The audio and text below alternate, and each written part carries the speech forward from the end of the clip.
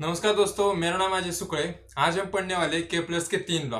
अब ये जो के प्लस के 3 लॉ है ये रिगार्डिंग है प्लैनेटरी मोशंस के। ओके, तो इसकी कुछ हिस्ट्री के बारे में हम जानते हैं। ओके, तो देखिए, ये टाइको ब्रे नाम के एक साइंटिस्ट थे।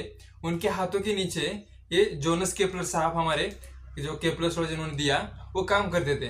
बट 16th सेंचुरी में जैसे टाइको ब्रे ने क्या किया था कि जो प्लैनेट है, प्लैनेट की पोजीशन उन्होंने डिफाइन की थी। ओके, उससे पहले गैलीलियो साहब थे। उन्होंने प्लैनेट के रिगार्डिंग जो भी इंफॉर्मेशन थी उन्होंने लिख के रखी थी कहीं पर। ओके, तो उनको पढ़ा, उस इंफॉर्मेशन को पढ़ा टाइको ब्रेजी ने। अब टाइको ब्रेजी ने जो पढ़ा था, तो उसके बेसिस पर उन्होंने क्या किया, पोजीशन को डिफाइन किया, प्लैनेट की पोजीशंस को। ओके, तो उनके डेथ के बाद जो जोनस केपलर साहब थे, उनको वहां पर royal mathematician, as royal mathematician उनको नवाजा गया। ओके, तो जो रे ने जो इंफॉर्मेशन लिख के रखी थी, तो उसके बेस उसको उन्होंने जो जोनस केपलर साहब थे उन्होंने उसको पढ़ा, उसकी स्टडी की। तो उसकी स्टडी के बाद उन्होंने क्या किया, जो उनके 3 लॉज है उनको उन्होंने डिफाइन किया। ओके, तो केपलर साहब का पहला लॉ क्या है, देखिए, Kepler's first law. Okay, Kepler's का फर्स्ट लॉ क्या कहता है, अब जो भी प्लैनेट है हमारे, तो सन के अराउंड वो किस पोजीशन में, जो प्लैनेट जो घूमते हैं वो किस में घूमते हैं, ऑर्बिट में। तो ऑर्बिट का शेप क्या है, इलिप्टिकल है। उन्होंने वहां पर उन्होंने फर्स्ट लॉ में बताया।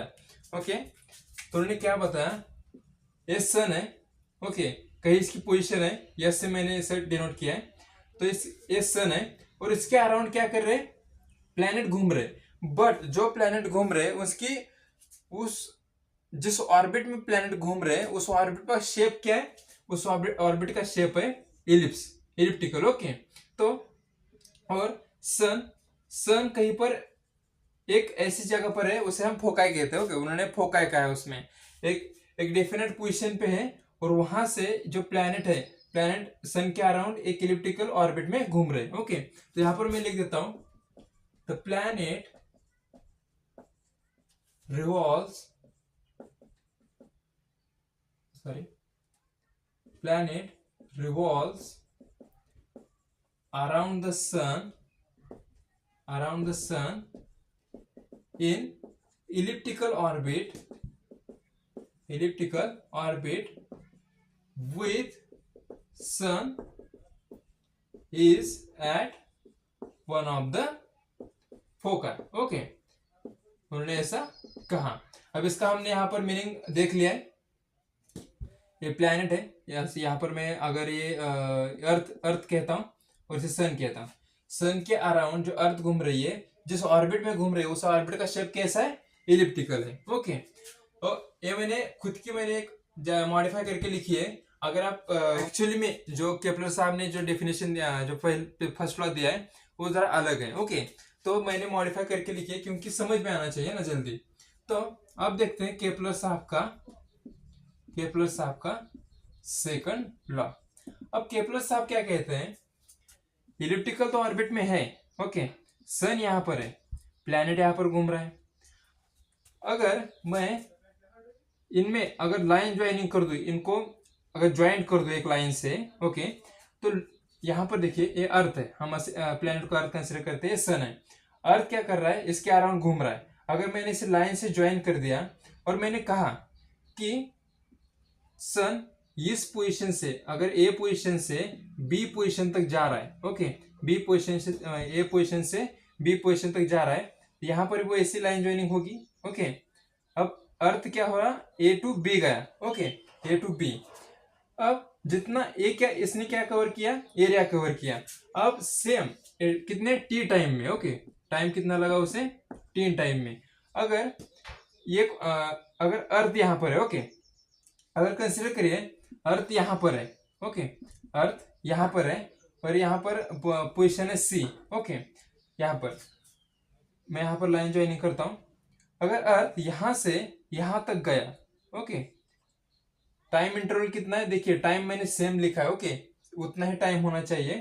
तो मैंने पहले अर्थ का लिया यहां पर, अगर मैं अर्थ यहां पर लेता हूं और अर्थ मेरा बाद में यहाँ पर गया, कुछ टाइम इंटरवल के बाद, टाइम टी के बाद यहाँ पर गया, तो देखिए यहाँ पर जितना ए टू बी जाने के लिए अर्थ ने जितना एरिया कवर किया था टी टाइम में, उतना ही अगर मैं दूसरे केस में देखूं, अगर अर्थ यहाँ पर मैंने ली, अर्थ की पोजीशन यहाँ पर ली और यहाँ से ये डी पोजीशन तक जा रहा है सी टू डी, तो टाइम टी में यहाँ पर भी टाइम टी है, यहाँ पर भी टाइम टी है, तो ये जो एरियाज इसने इस यस ए ने, यस ए एक लाइन है, ओके, लाइन ज्वाइनिंग है, यस ए ने कहाँ तक गया, yes B, okay.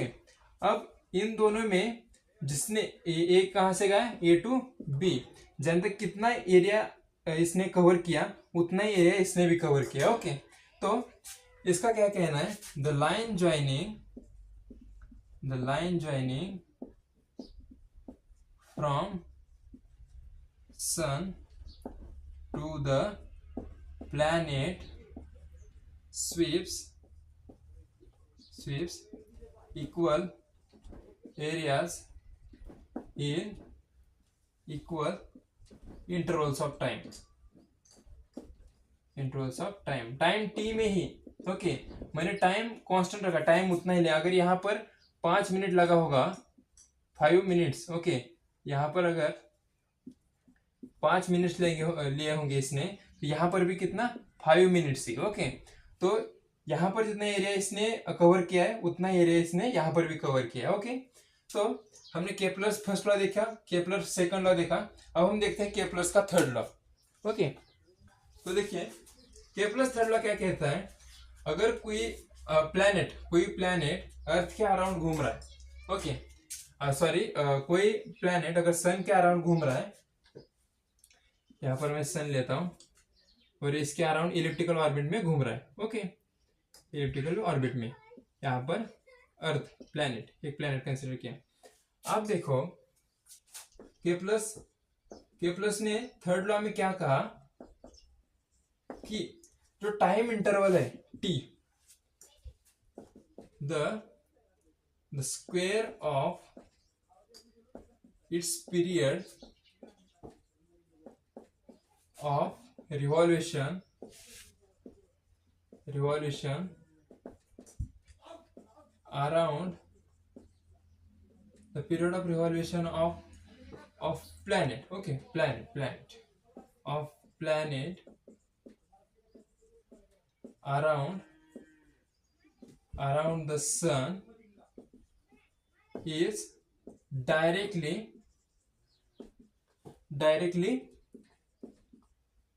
proportional to the cube of the mean distance, okay. यहाँ पर mean distance एक वर्ड है, वो सबसे इंपॉर्टेंट है, mean distance between them, okay. अब mean distance क्या होता है, देखो,